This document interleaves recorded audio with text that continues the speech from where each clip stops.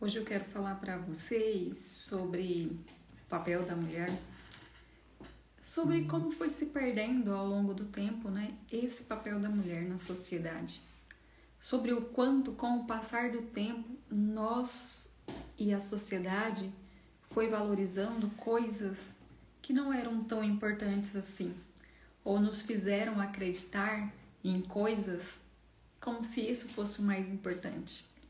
Como se a mulher tivesse que assumir um papel de empoderamento, de autossuficiência. E com isso nós acabamos nos desconectando um pouco dos homens. Nós passamos a vê-los como inimigos. É como se houvesse uma disputa. As mulheres disputando contra os homens. E muitas mulheres ainda agem assim nos dias de hoje, não reconhecendo o quanto é importante ter um relacionamento, o quanto é importante ter uma família. Muitas mulheres se pegam nesse movimento desde muito jovens, muitas criadas por mulheres fortes, por mulheres que tiveram que ser batalhadoras, guerreiras, dar conta de tudo sozinha, mulheres que foram chefes de família, muitas sem presença do pai fisicamente, e assim cresceu-se pensando que as mulheres tinham que ser fortes a todo custo. E com isso nós acabamos excluindo os homens de nossas vidas. Muitas famílias não tiveram a presença dos homens. E as gerações subsequentes têm muita dificuldade em conviver com os homens. Muitas mulheres que não tiveram os pais presentes, às vezes as avós também não tiveram, por uma circunstância ou outra, essas mulheres depois elas têm dificuldade em manter um relacionamento, porque elas têm lá no fundo da alma delas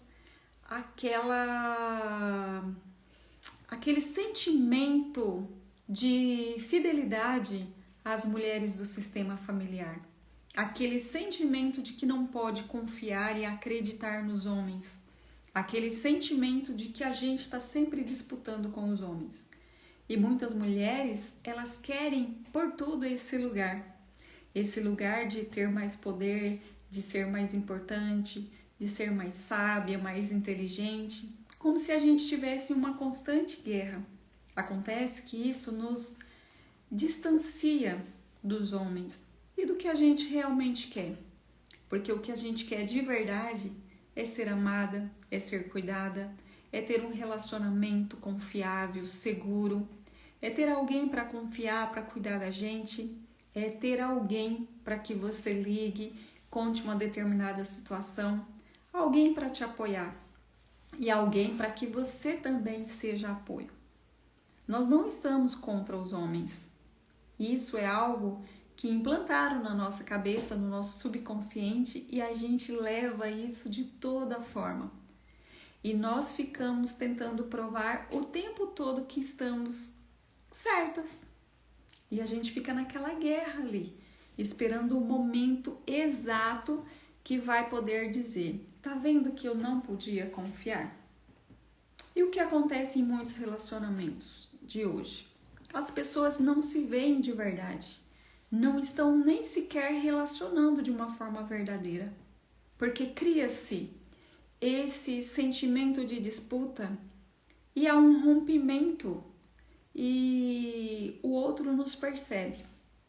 Quando eu não confio no outro, que eu vou ser cuidada, que o outro vai me apoiar, me amparar, quando eu estou disputando com o outro também sente. Qualquer pessoa sente o que nós estamos sentindo a respeito dela, porque a nossa percepção ela é muito clara. Você já se deparou com alguém que você fala: não sei o que acontece, mas eu não confio nessa pessoa, eu não gosto dessa pessoa? O que tem por trás dessa pessoa que entra em ressonância comigo, ou que eu percebo que essa pessoa tem algo que eu não gosto muito? Então é isso, nós temos esses sentidos, né?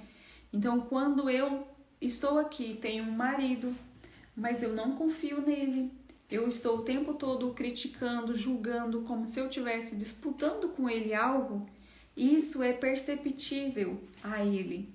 É por isso que muitas mulheres não são ouvidas e reclamam que não são ouvidas, porque a fala delas não chega no coração desses homens, porque eles não se veem respeitados.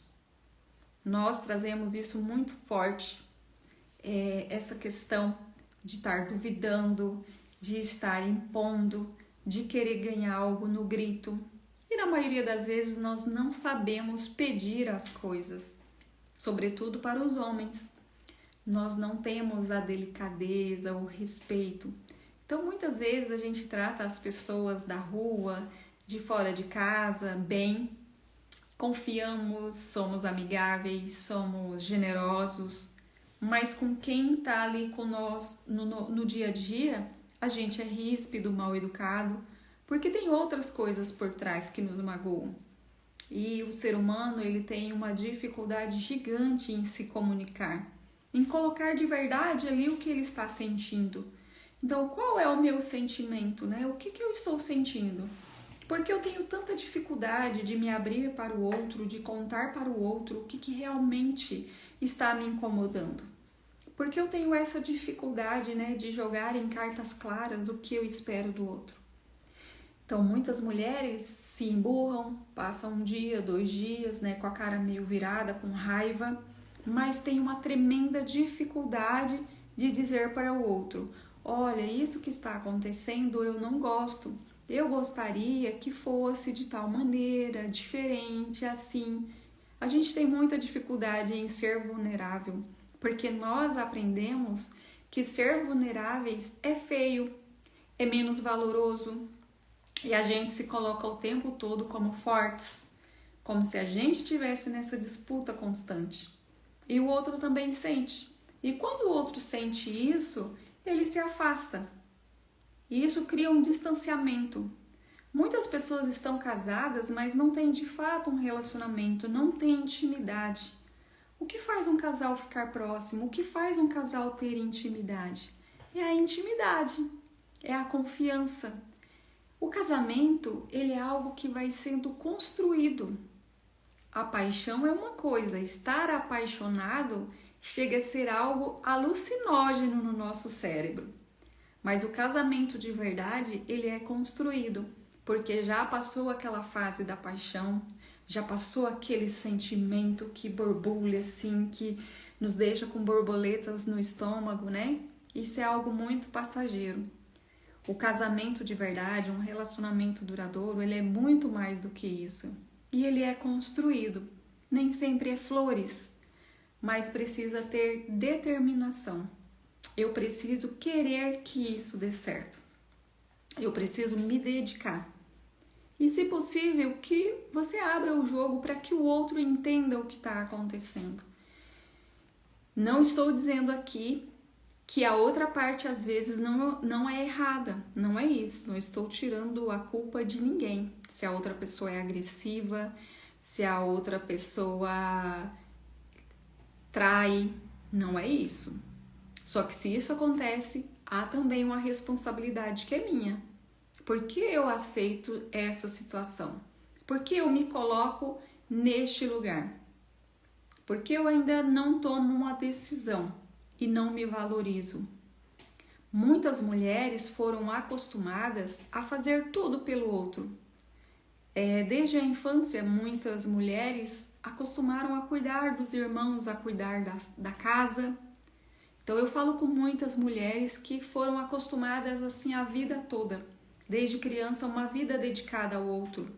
Uma vida com muitas responsabilidades, onde acaba assumindo coisas que são maiores, né, do que aquela idade permitiria. Onde a criança muitas vezes não pôde ser criança, não pôde ser adolescente, teve que crescer antes do tempo. E essa pessoa acaba ficando muito raivosa. E ela não entende que ela tem raiva, primeiramente, dos pais, que seriam as pessoas responsáveis por dar esse suporte. E essa criança se vê obrigada a entrar nesse papel muito cedo. Então é uma criança que muitas vezes tem a sua infância e a adolescência tirada de si. E ela cresce com uma raiva e não sabe nem de que é essa raiva. Mas ela tem uma séria lamentação, uma tristeza profunda de ter tido uma infância roubada. E ela cresce nesse papel e neste lugar de querer ser suficiente para todo mundo, de querer corresponder às expectativas das pessoas. Só que muitas vezes essa mulher, ela acaba não olhando para ela e ela acaba tendo dores profundas. Ela não se vê ouvida, porque a mulher ela tem uma tendência a fazer demais por todo mundo. Porque às vezes ela cresceu assim no âmbito familiar, ela cresceu ouvindo que teria que se doar e dedicar ao outro. E ela pensa que quanto mais ela fizer, mais esse outro vai reconhecer. Só que é exatamente o contrário. Então todas as pessoas que fazem demais, elas são menos reconhecidas. As pessoas tendem a valorizar quando não é tão assim, mas quando há uma questão de equilíbrio no relacionamento entre iguais, entre marido, mulher, colegas de trabalho. Se não há uma hierarquia, é preciso que haja equilíbrio nas amizades também. Se você é a pessoa que sempre se dedica ao outro, muito provavelmente este outro não te reconheça. Muito provavelmente você se esforce, você está presente nos aniversários desse outro e talvez esse outro nem faça tanta questão assim. Então, os relacionamentos entre iguais, entre marido e mulher, por exemplo, precisa haver equilíbrio de troca. Só que muitas pessoas, muitas mulheres, sobretudo, têm muita dificuldade em receber do outro.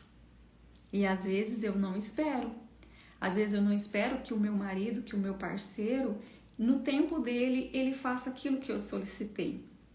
E às vezes quando eu tô assim, muito com o tupete muito alto, pode ser que esse outro nem me ouça. E eu sinto que não sou ouvida. Mas por quê? Justamente pela minha forma agressiva de falar, pela minha forma exigente de me dirigir ao outro. Então o outro sente todas essas coisas. É preciso verificar como eu estou me comunicando. Como eu me direciono a essa outra pessoa. Eu sou amigável? Eu sou uma pessoa que me faço ser ouvido? Esse outro, ele percebe o meu valor? Que eu sou uma pessoa valiosa? Que eu sou uma pessoa que estou esforçando para que esse relacionamento dê certo? Que eu estou dando o meu máximo?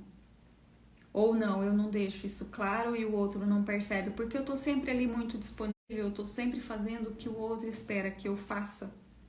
E o outro tende a nem valorizar isso. Então, muitas vezes, relacionamentos chegam ao fim justamente por não haver essa troca, por essa troca estar em desequilíbrio. E as pessoas não entendem. Nossa, mas por que o fulano trocou a pessoa tal pela pessoa Y, né? E às vezes é porque essa pessoa tal fazia muito no relacionamento, oferecia muito de si, tinha uma estrutura muito melhor, batalhava, lutava. E muitas mulheres acabam assumindo o papel de mãe do parceiro. E quando a mulher assume esse papel de mãe do parceiro, que é quem cuida, quem faz tudo, quem pensa em tudo, ele não tem que se preocupar com nada. Então, o lugar de parceira tá vago. Ele não tem nem preocupação, não precisa preocupar financeiramente, não precisa preocupar de ajustar a casa, de fazer reparos, de dar uma opinião. A opinião dele nem é importante, porque na maioria das vezes nós mulheres tendemos a nos sentir muito especiais, muito maravilhosas, né? Superiores. E isso acaba comprometendo e muito o relacionamento. Porque o outro sente isso.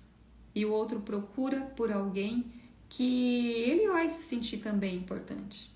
Então, se nesse relacionamento a pessoa não se vê tão importante assim, a tendência é que falte algo para ele. Então perceba, se pergunte aí se no seu relacionamento como estão as coisas, né? Há um equilíbrio? O seu marido é o provedor da casa? Se não, como está essa divisão? E as tarefas do dia a dia? Então perceba, não tem que ser 50-50, mas é preciso você perceber o que esse outro te oferece é valioso. O que ele tem para te oferecer? Você reconhece? Ou você sempre está achando que é pouco, que não é suficiente, não vendo o valor?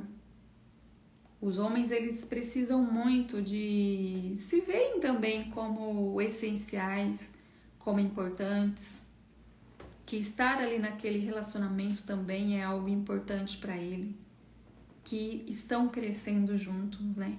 O Bert tem uma frase que diz que é no relacionamento de casal que as pessoas mais crescem, é o momento da vida que mais aprendizado tem. E é o ápice da vida humana, é essa fase de relacionamento. Mas para que isso aconteça, é preciso que haja essa troca. É preciso que a pessoa esteja percebendo que ela dá algo, mas que ela também recebe. E se eu sou a pessoa que tenho dificuldade em receber, eu preciso parar e observar. Por que eu tenho essa dificuldade? Por que eu não quero receber do outro?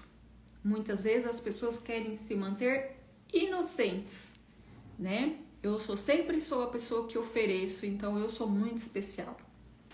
E não, os relacionamentos, eles não sobrevivem desta forma. É preciso que haja este equilíbrio. Outro fator fundamental entre um relacionamento de casal e que muitas vezes as pessoas desvalorizam demais é a troca sexual. Então, queira ou não, isso aproxima o casal. O beijo na boca, o abraço, o carinho, a presença.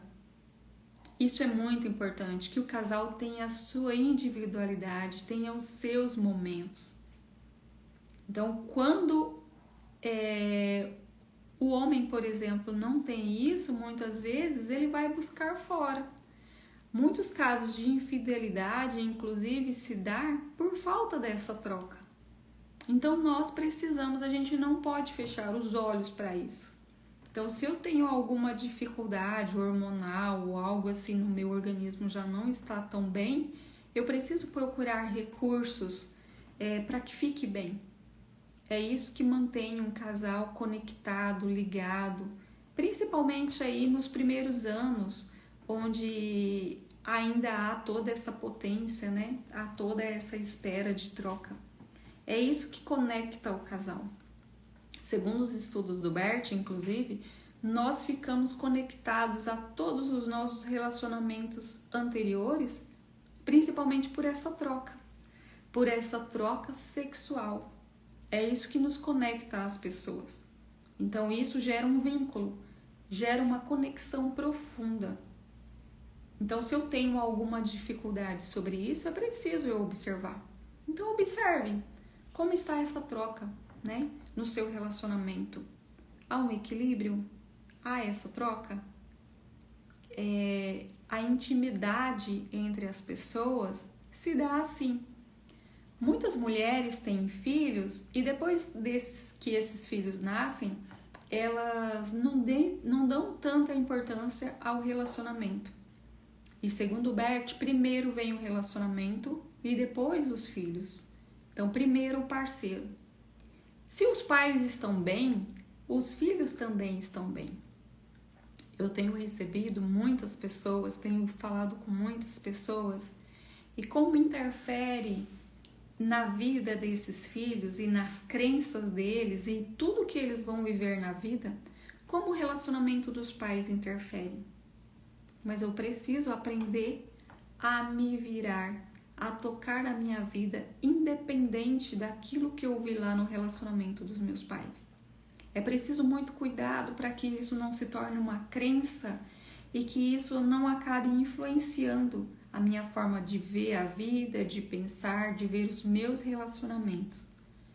Porque pensem e acreditem, interfere muito na vida dos filhos. Se os pais estão bem, os filhos também estão bem.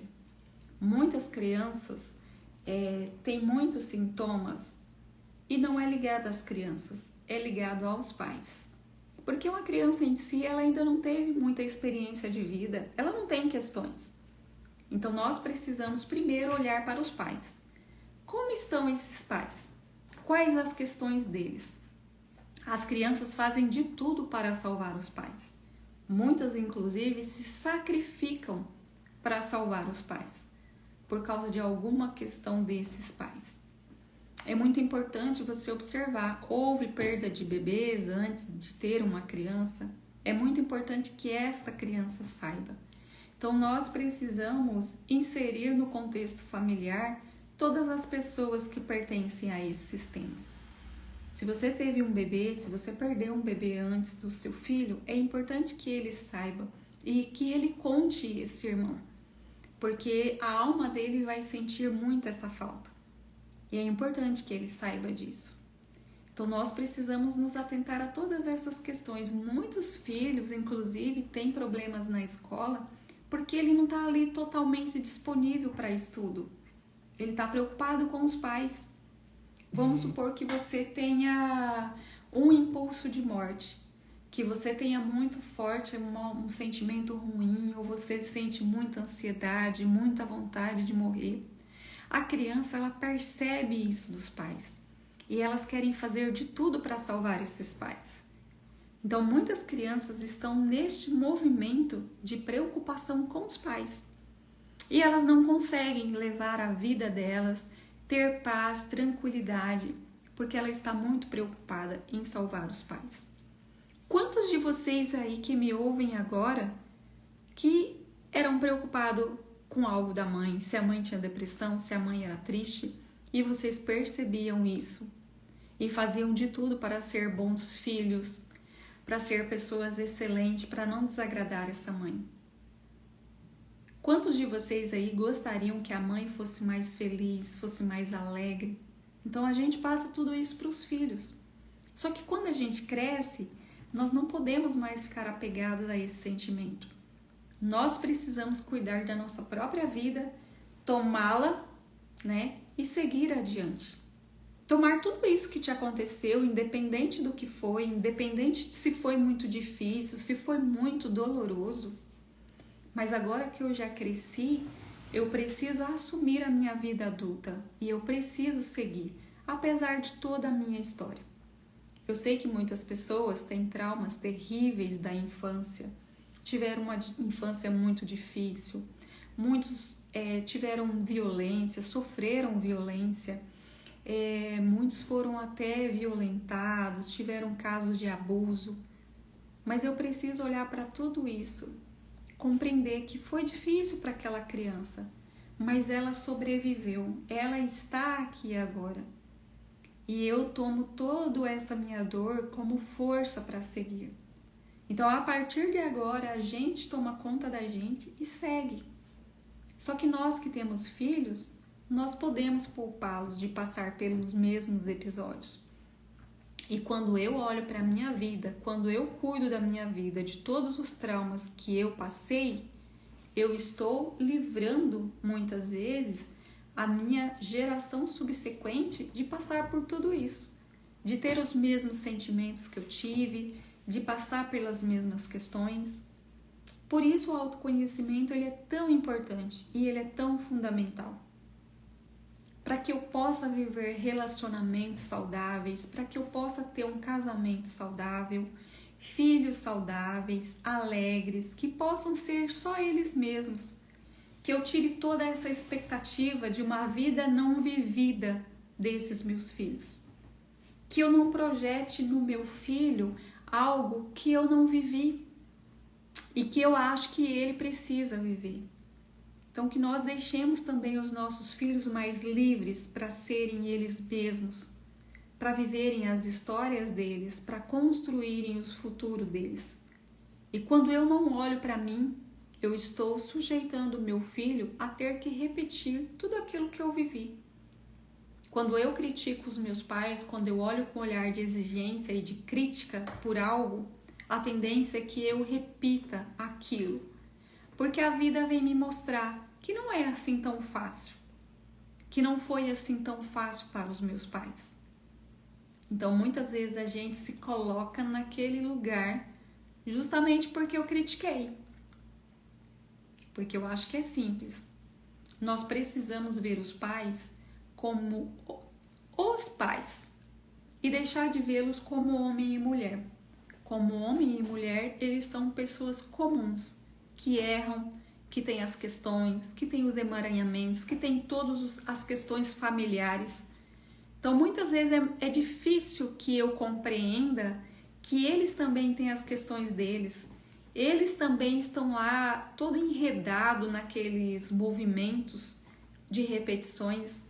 E muitas vezes eu não compreendo isso. Eu critico a forma do meu pai ser, da minha mãe ser, porque eu acho que deveria ser diferente. Só que quando eu estou olhando para trás para os meus pais, eu não estou olhando para frente, para a minha vida, para os meus filhos, para o meu relacionamento. Muitas pessoas estão presas na vida porque estão olhando para os pais. E aí, se eu estou olhando para trás, a minha vida está toda ali pela frente. E muitas pessoas ficam ali, vivendo em função dos pais. E não percebe que tem um casamento, que tem um marido, que tem filhos. Mas está lá preocupada se a mãe está tomando remédio, se está indo no médico, tô marcando médico. Como se a mãe fosse alguém assim que não tivesse capacidade. E aí eu te pergunto, quantos anos a sua mãe tinha quando você nasceu? Como ela sobreviveu antes de você? Então a gente tende a se ver muito importante, muito mais importante do que a gente realmente é. E se nós pudermos fazer algo positivo para a nossa vida mesmo, os nossos pais ficarão muito felizes. Eu já vou estar cumprindo o meu papel, a minha missão de vida. Se eu estiver olhando para frente, se eu estiver olhando para a vida, para os meus filhos, para as minhas conquistas, se eu estiver realmente preocupada e concentrada em mim. Então, muitas pessoas desperdiçam muita energia olhando ou para trás ou para a vida do outro, né? Ou seguindo canais de fofoca, de entretenimento. Enquanto eu estou fazendo isso, eu não estou sonhando, eu não estou concentrada ali na minha vida. Eu não estou concentrada, não tenho planos, não tenho sonhos. Então, nós precisamos cuidar muito dos nossos pensamentos, do que a gente pensa, do que você se alimenta, né? Você gosta muito de notícias de tragédias, a TV na sua casa, o que passa? Então aí já é um questionamento, né? Às vezes eu tô muito ligada ali em fofocas ou acidentes, coisas trágicas, vendo as guerras, né? E a gente pode se ocupar desse meu contexto, onde que a gente realmente pode fazer uma revolução, onde que a gente realmente pode fazer uma transformação. É na nossa vida, no nosso lar, no nosso casamento. Esse é o nosso verdadeiro servir e estar aqui. É onde eu realmente posso atuar. Eu não posso consertar o casamento dos meus pais, eu não posso direcionar qual é a vida correta para os meus pais, de que maneira eles precisam viver. Não, se eu estou fazendo isso, eu estou gastando energias em coisas que não estão ao meu alcance. O que está ao meu alcance? É a minha vida, é a minha família, é olhar aqui para frente, é fazer planos, né? É ter sonhos, é conversar com meu marido, programar o que a gente vai fazer, quais são os nossos objetivos, quais são os nossos planos. Tem pessoas que estão casadas há 10, 20, 30 anos e não tem de verdade um relacionamento. Só está ali numa convivência pacífica muitas vezes, e às vezes nem tão pacífica assim, mas não vive de verdade aquilo tudo ali que era para ser. Olhe para seu marido com outros olhos. Veja aquela beleza, aquele encanto que você percebeu quando você o conheceu. Tente se conectar de novo a isso, como era no início. Relembrem esses momentos, né, de quando vocês se conheceram. Tenha tempo de intimidade, tempo sozinhos. Mantenha essa chama acesa. Nós precisamos muito. Isso é a real diferença que a gente pode fazer na vida. É essa diferença no nosso cotidiano, no nosso dia a dia, no nosso básico. Como você olha para o seu lar, para a sua casa, para tudo que você tem, para tudo que você já conquistou. Ou para os seus sonhos, algo que você queira muito construir. Façam planos, né? Tenham sonhos. É muito importante que a gente tenha sonho, que a gente tenha objetivo. É muito importante que a gente seja claro, transparente, que o outro nos perceba. Muitas vezes nós vendemos uma ideia que a gente é duro, ríspido. E lá no fundo há uma criança indefesa, uma criança que quer só ser vista. Muitas pessoas se vestem de uma capa de super-herói, mas lá no fundo, quando você observa, você vê que é só uma criança indefesa, que não foi vista e que hoje faz de tudo para ser vista, para ser reconhecida, só que age com as armas erradas, só que luta com aquilo que não tem força, quer vencer por tudo. Só que isso não é uma guerra, isso é união de forças, de vulnerabilidade, de entrega. E a gente pensa justamente o contrário, a gente pensa que precisa ser forte, que precisa ser guerreira, arquétipo de Mulher Maravilha, e não é isso. O outro só nos quer ver também humanos, e é isso que conecta a pessoa. Humano que fala com o humano, humano que convive com pessoas que também são humanas. Isso é a beleza da vida, e não o contrário.